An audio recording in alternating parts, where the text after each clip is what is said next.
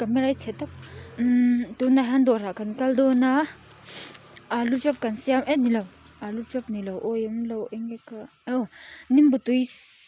nimbutui kan lei do ni chu alu papor siam kaning enge kha le ka the hi tui achunga in chan chu nya mo ka the hi de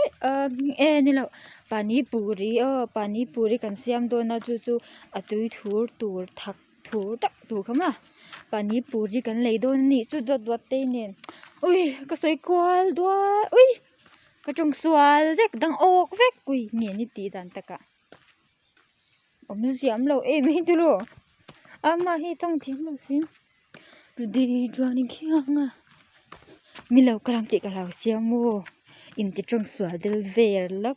del ver in chu chung swal in ti chung swal del ver lok kani bye me thapui